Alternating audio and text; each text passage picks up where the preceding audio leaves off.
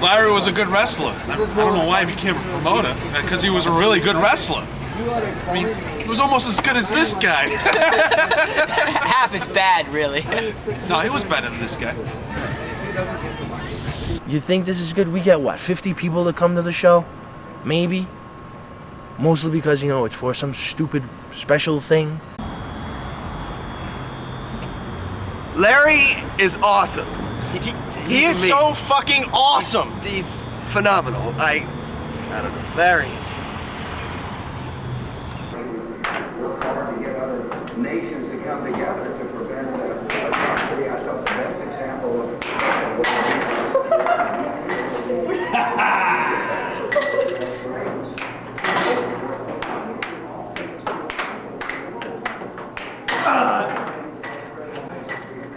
You play that game, don't you? You play that game. 3, 1. Actually, Larry, your plate doesn't register on this. I got one. Does it say one on your side? No, does it say one on your side? No.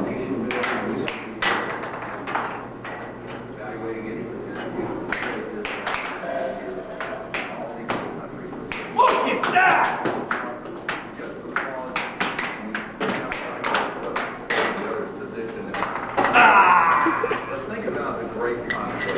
Okay. No, Larry's not losing it. Larry knows that he's got fate. Larry knows that he's got me. And that's the best thing that he could have. A championship, or a champion wrestler should never argue with his promoter. Well, I'm actually the middle child. Yes, I am. I'm the middle child. A lot of people don't know that. Middle child syndrome. That's a real thing, you know. It's you don't get a lot of attention. No, I've never gotten too much attention. I'm looking for attention. You know, I never got it as a child. I like attention. It's true. I do. I like to get some attention now and then. Just, no more than anybody else. Yeah, when Larry was a kid, he was always putting on these shows for the family, like little skits, and the skits were always about Larry. You know, like Larry buys an ice cream cone, or Larry's first day at school. You know, and even if the family wasn't there, he'd still do the skits anyway.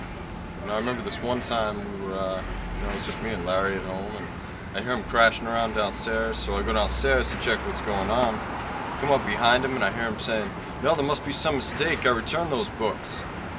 Well, Larry's weird. I can't understand why you're doing a documentary about Larry. You know he doesn't have a car, don't you? Larry! Hey! I have to drive him everywhere. Hey! Ew! You should put that in your documentary. Hey, Larry! Larry!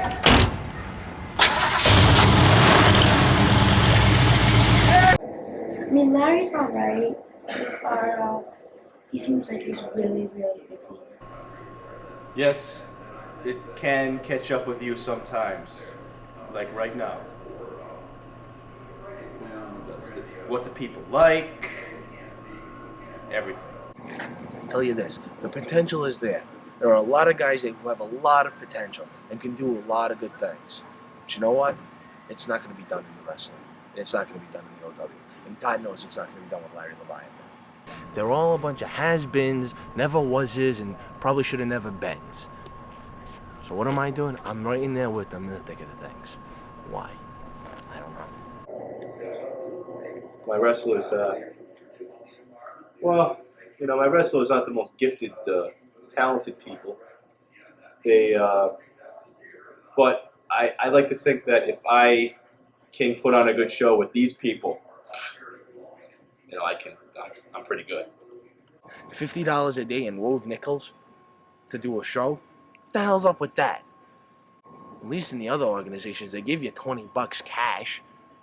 Stuff like this that folds. Rolled nickels. What the hell am I going to do with rolled nickels? That's ridiculous. That's dumb. And the other thing too is Fate's another one. Fate's another one just like that. He's got his head so far up, what the hell, Larry's ass, that he just thinks he's going to become something big, and he's not. None of them are going to. None of them have it. Because if they had it, they wouldn't be here. The star of the show should never have a complaint about his co-stars, his underlings. So that's how I feel about those guys. You know, they're competent enough.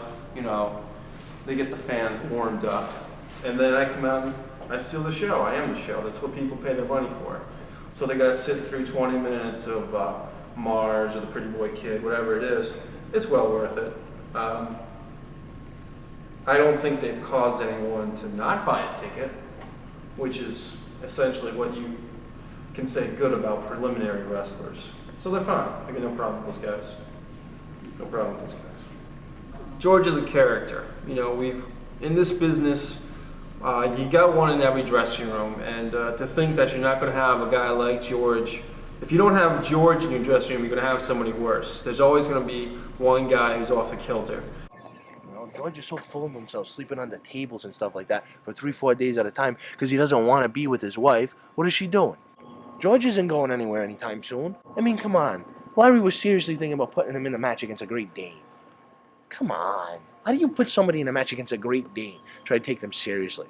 And how do you get in a match with a Great Dane and take yourself seriously? That's not me. That's not my, I'm not trying, that's not the attention that I'm going for. That's not what I'm going for. And if people think that's what I'm trying to do, I think it's disgusting.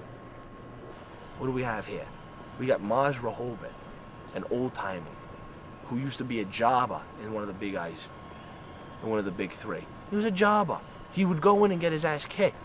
Then he'd come back here and be the king of all kings. You know, maybe he was a champion a couple of times, maybe he wasn't. But he still had the fan support. And what does he have now? He's got nothing. He's nothing. He's old. He's done. And nobody will know who he is. He'll come up in one of those old documentaries and, you know, with like a 10-second blurb about him. So Larry and I actually go way back. He and I first met in Tucson, Arizona, and didn't see each other again until actually we met in New Orleans the second time, and then in Tucson again, actually, and actually, you know, Larry's a lot like these elephants. He's strong. He's got a thick hide, and he never forgets. And you could bounce a tennis ball off him. Hey, stupid! Why are we at the zoo? It's winter!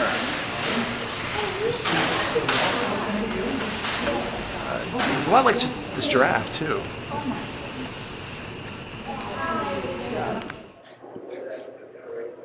I think I'm doing my job. I try to do the best that I can. I do try. I try to put on a good show. I try to make it interesting for people to see. Not one of these guys is ever going to make it anywhere. And I'm stuck here because I have nothing better to do with my time.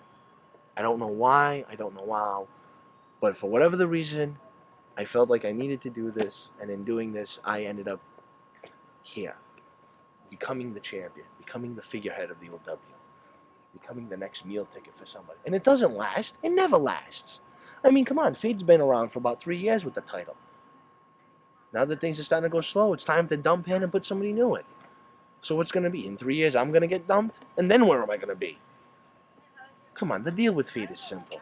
It's really simple. He's going to lose this title to me. And you know what is going to happen? He's going to drop out and drop off. Nobody's going to remember him. Nobody's going to recognize him. Nobody's going to know who he is or what he's done. Hell, nobody can anyways. He wears a mask all the time. But he'll stick around. He'll still do stupid things for Larry. You know, he'll be Larry's little lapdog. The thing with Fate, honestly, the thing with Fate is he's got to stick up his ass. Man, you see this?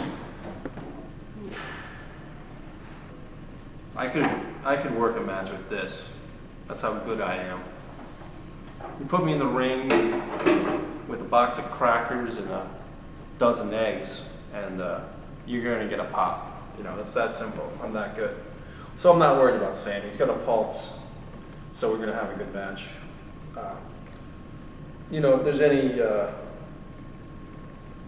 I guess what they call inside fans or smart marks out there, they might take a few stars off for Gregory's performance, but nobody's gonna hold it against me. They know that I'm the goods. I mean, you basically have the greatest wrestler of the last 10 years, going up against a worthy opponent in Sam Gregor. No, we should cut that. You got the greatest champion of all time going against the quintessential challenger of all time. There's got to be something better than this. No, let me rephrase that. I know there's something better than this. I don't know what it is, though. You know? I want to go try and see if I can find it, maybe. You know, I'm still not sure if I really want to take this thing. I don't know if I want to win this title. You know? But then again, you know, Larry's the only income I got coming for me right now. And unfortunately, $50 is $50. It just so happens that not only am I a championship wrestler, but I'm also an artist. Hey, why don't you get a little close-up? Yeah. Because these will probably sell after the show. What's this you got here? Oh, it's just some of my art. You know, I do a little artwork in the dressing room before the matches. Hey, you did that on your own? Oh, yeah. I didn't have any help. You get that one? This one goes up and down. Oh, hold on. Focus. Now, who's that? No, it's no one special. Yeah, it's kind of looks like Larry, doesn't it? Does a little bit. A little bit. Well, like I said, no one's special. I just, whatever's on the top of my head, I just draw. You know, it's one thing that people probably don't know about me. I am a member of the WWF, not the wrestling organization, but the World Wildlife Fund. I am a wildlife lover. I do love, I do really like pouched animals, kangaroos, and those types of animals. Koala bears, any animal really with a pouch, I think, has to be preserved. It's such an interesting marsupial group. What I say is, let's help our four-legged friends with pouches. That's who really needs our 52 cents a day. You know, for the price of a cup of coffee, we could save a pouched animal. As far as the Ethiopian kids go, well, born in a bad place, I guess. You know, I mean, you're gonna keep them alive, but I mean, it's always gonna be hot, and they're always gonna be eating grain. So why even bother? That's what I'm up against. You can understand. And I'm trying my best.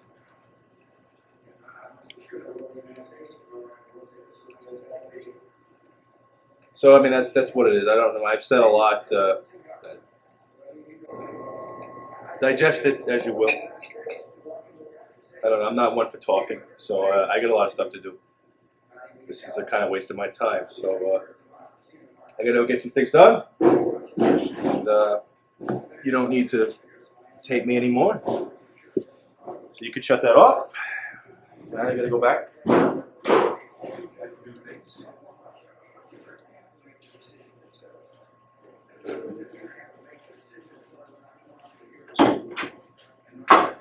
There I was, in front of Macy's with a Christmas present for my mother, when I saw her, a snakeskin woman with a mongoose strut, and I said, well, hello there.